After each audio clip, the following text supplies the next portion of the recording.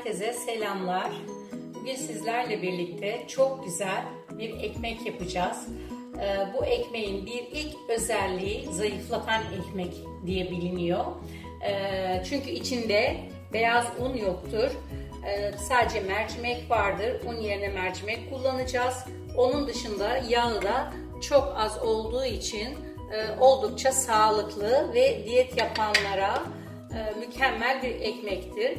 İlk etapta malzememizi ben göstermek istiyorum. Burada dün akşamdan ıslattığım 2 su bardağı dolusu mercimek. Burada sizin gözünüze çok görünebilir ama 200 mililitrelik, yani benim zaten ölçülerim bunlar. 200 mililitrelik bir su bardağıyla 2 bardak dolusu mercimeği erkenden ıslattım. Tahminimce bir 15 saat falan ıslanmış oldu bu. Ondan sonra yıkadım, süzdüm. Aşağı yukarı 20 dakikadır bu şekilde süzgecin içinde süzmeye bıraktım. Çünkü iyice süzülmesi gerekiyor ki ekmeğimizin hamurlaşmaması için. Ondan başka ne kullanacağız? 1 su bardağı yoğurdumuz var. Yarım çay bardağı zeytinyağımız var. Hakiki zeytinyağı kullanıyoruz burada. Sıvı yağ kullanmıyoruz. 3 tane yumurtamız var. 2 tane kabartma tozumuz var. Burada arzuya göre ceviz ve üzümüm var. Çekirdeksiz üzümüm var. Onları kullanabilirsiniz de kullanmayabilirsiniz de. Bunların yerine alternatif olarak peynir ve dereotu veya peynirle maydanoz da kullanabilirsiniz. O biraz size kalmış bir şey. Ben biraz daha böyle kekimsi bir ekmek yapmak istiyorum. Bu özellikle gluten diyeti uygulayanlar için birebir bir ekmek ve gerçekten sağlıklı bir ekmektir. Bunu denemenizi tavsiye ediyorum. Mutlaka çok severek yiyeceksiniz ki biz öyle. Ben bir kere denedim ve artık vazgeçemiyorum. Ve gerçekten beyaz ekmeğe nazaran hem doyurucu özelliği daha yüksektir hem de kilo aldırmıyor. En büyük özelliği o. Şimdi hemen birlikte yapım aşamasına geçelim. Mercimeğimizi robota aldık. 3 tane yumurtamızı kırıyorum.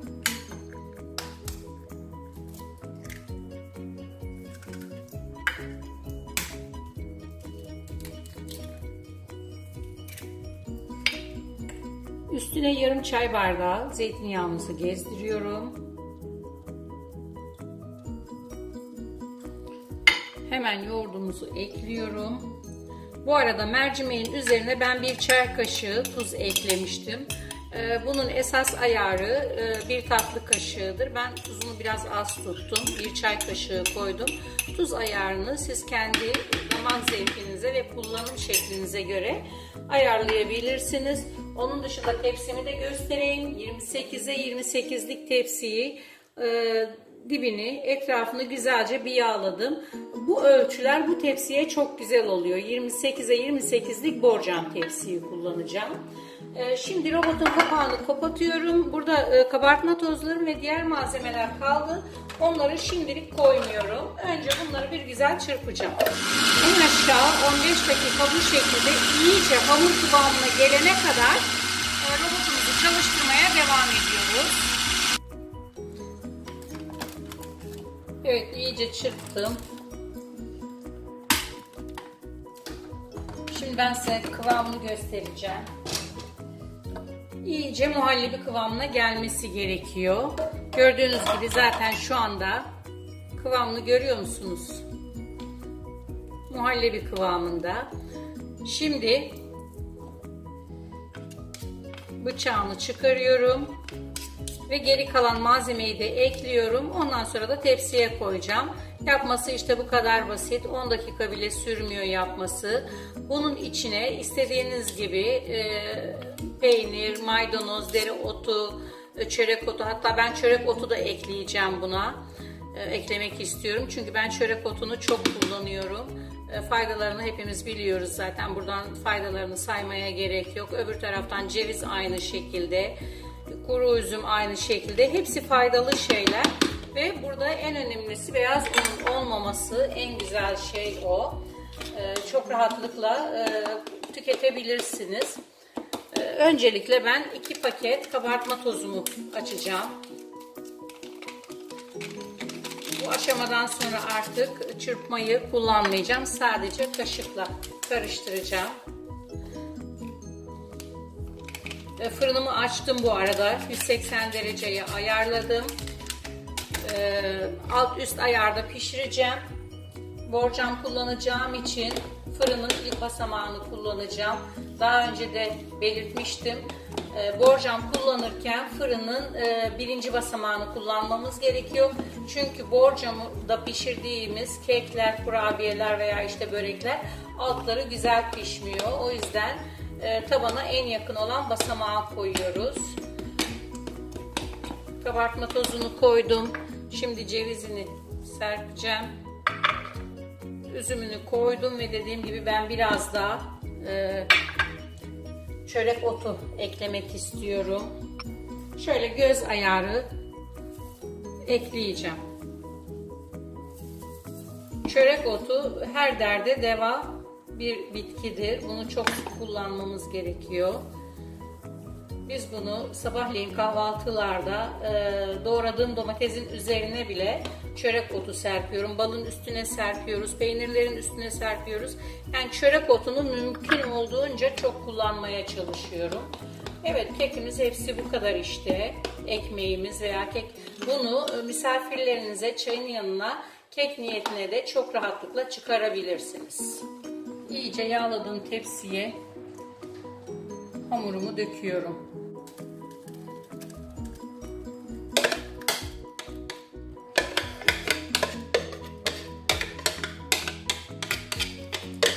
Pişme süresi yaklaşık 30-35 dakikadır.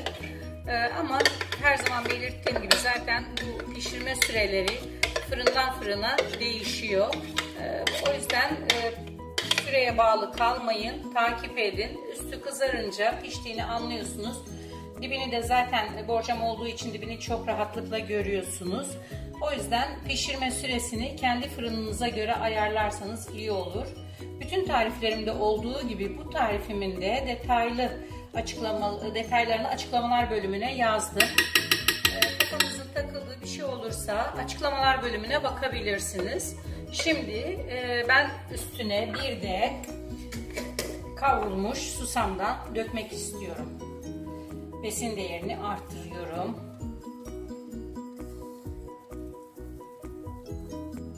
Kavrulmuş susam buna çok güzel yapışıyor.